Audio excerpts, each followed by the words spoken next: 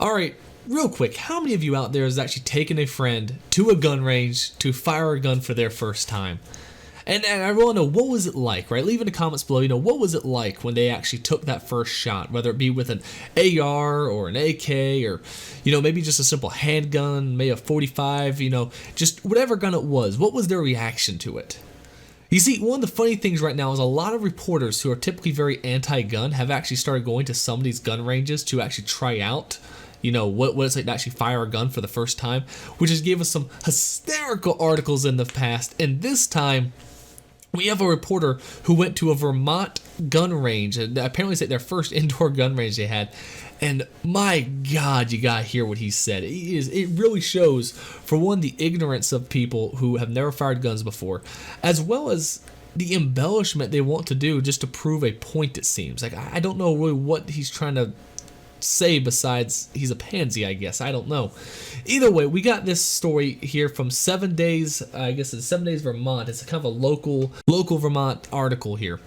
So a reporter, visits the indoor gun range. Now, I'm not going to read through all of this because it's a lot of stuff just going on about the gun range and how they, how they set it up as the first apparently large indoor gun range in their state. And, it looks rather nice. I mean, it looks a lot like the gun range I go to over here near Charlotte, right? There's a awesome gun range here called like Blackstone, I think is what it is. That's just a lot like this one, it looks like, right? Just tons of guns, almost like a Walmart type layout with a giant gun range in the back as well. So apparently this is again one of the first ones that were put up around Vermont, and he decided to go to it to give it a shot. So down here, he says that apparently he's only shot 22s before, like way out in the past, So he wanted to experience the offering. So we got right here. So to experience the offerings to this temple of the Second Amendment, I paid a lane for an hour, $18, rented a Ruger 9mm pistol and a high-powered semi-automatic AR-15 rifle made by a company called Heckler & Koch, $35 each. Peru and his staff rejected the term assault rifle as inflammatory and imprecise, and in all cases prefer the term firearm to weapon. Well, yes, because assault rifle is not a real phrase, right? We know this, right? Any of us who've ever fired a firearm before understands that an assault rifle is a made-up term. It's so what we learn in video games, right? It's a video game term is all it's ever been. So they put that in there as if, oh, well, they just are a really heavy gun. It's put in there for a reason, right? I mean, he calls it, he wants to call it an assault rifle despite the fact of they don't like the term assault rifle being used because it's not a real firearm term, right? There's nothing, by definition, an assault rifle. The closest you come to is, a firearm that can switch from semi to fully automatic, right? I mean, that's maybe the closest you can get, which has already been outlawed in most instances, right?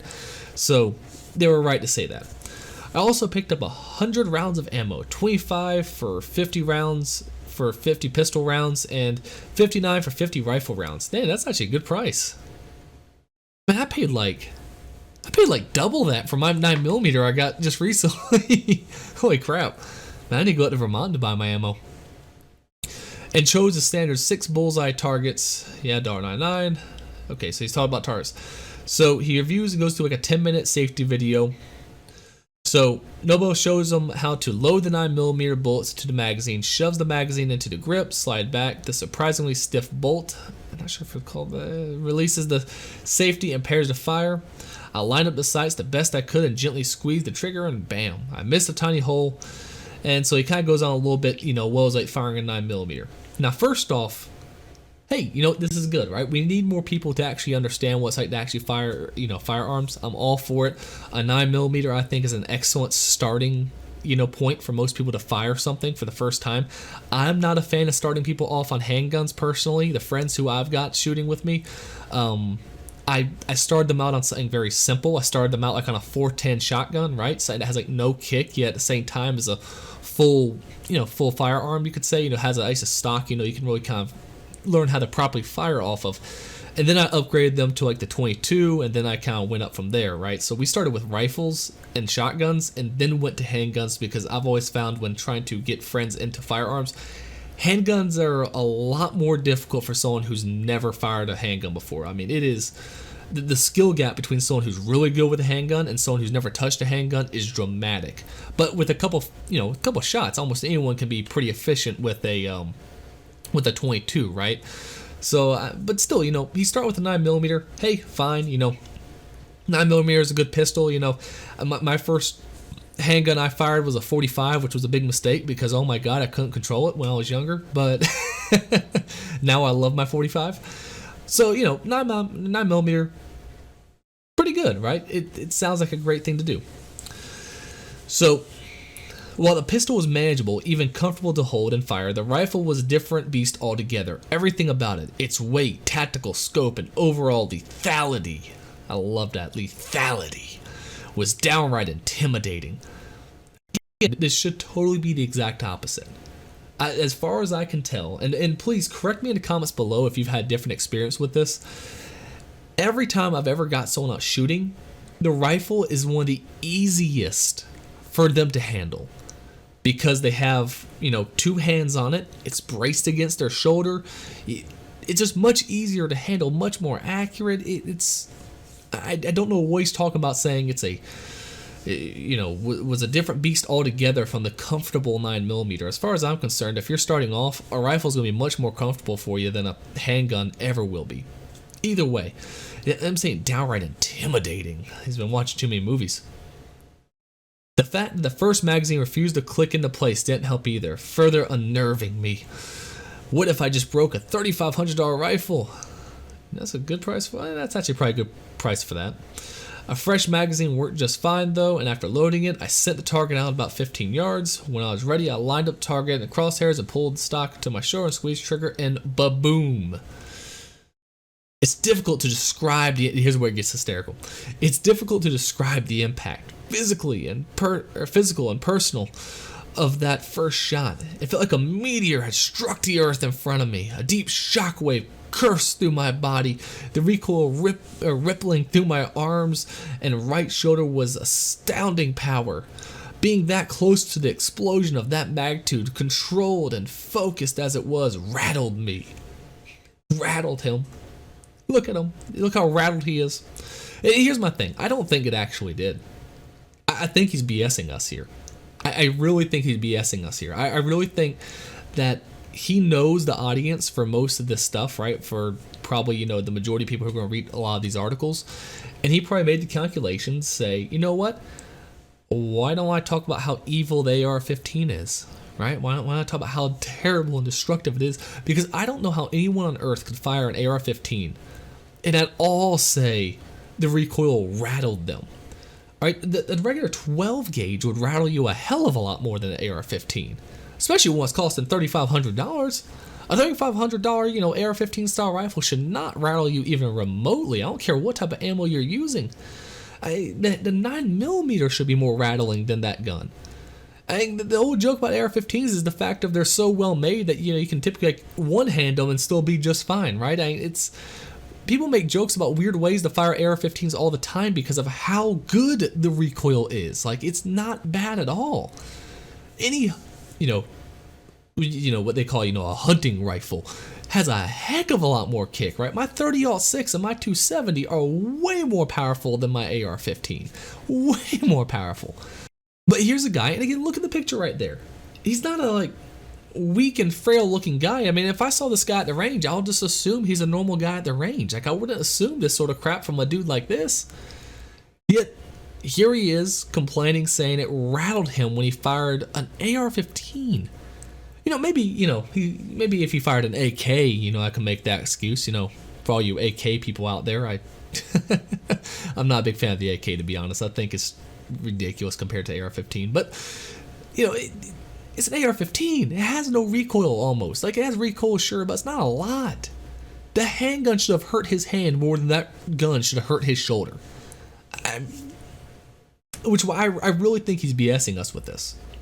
So he continues, as I composed myself and continued to fire round after concussive round, the puffs of acrid gunpowder smoke carried downrange by a powerful ventilation system, my accuracy gradually improved until it became easier to hit the target with the rifle from 25 yards than with the pistol from 5.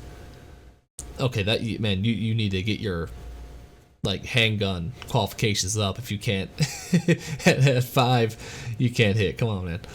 Well, it was a first time. I should come some slack. It was exhilarating, but I never got comfortable firing it. I'm not sure what scared me more, the power of that weapon or the fact I could have taken it home that day. And see, there is his point. He wrote this article for a point, right? I feel like this dude had to like write an article about this gun range opening up in Vermont, but at the end of the day, when, you know, how can I make this, you know, according to my political beliefs, right? I'm pretty sure he was told, you need to go fire a gun, you need to go through all the process so we can have a good article.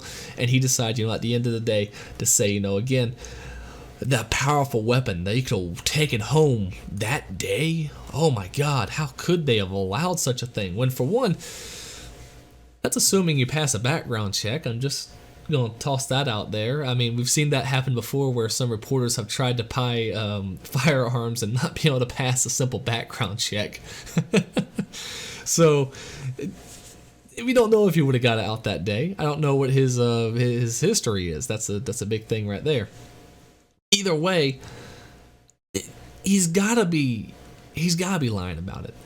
There's no way he'd be telling the truth. And again, the reason is because anyone who's ever fired an AR-15, or even taken friends who have never fired guns before and actually had them fire an AR-15, everyone knows how easy an AR-15 is. You can give an AR-15 to an 8-year-old and they'd be able to use it quite well, all right? One of my little cousins took down his first deer with an AR-15 when he was 10 years old. If my cousin, who's at 10 years old, can knock down a buck with a same gun that he's using there, it boggles the mind to think how this person could actually have been rattled by any of this. The only thing I could think of is his adrenaline went up so much and he thought he was gonna have a heart attack. I have no clue. Either way, it's clear that he wanted to put that quick little message at the end, you know, about how easy it is to buy a lethal firearm like that. That it's clear what his purpose for writing this whole article is, and that is, again, to make people scared of the evil, bad AR-15, even though it's, and more people get stabbed to death than they do get killed by any rifle in general. Like, more people get beaten to death with hands and fists, or with fist and feet, than get killed by AR-15s, right? It's one of the most least deadly weapon, according to statistics, of them all. Yet, of course, their goal is, oh, it looks scary. I mean, look at that picture with him holding it there. Oh, he looks like he could take down a squad of people with that thing. Either way, I mean, what do y'all think in the comments below? Did this guy really, was he really struck by this, or is he just hamming it up for views? I personally think he's just hamming up for views. But either way, what do you think? Leave a comment below, and hey, if you enjoyed this video, man, like the video and subscribe to the channel. We're gonna be doing videos again every day, Monday through Fridays, all right? So like the video, subscribe to the channel, and we'll see you again real soon.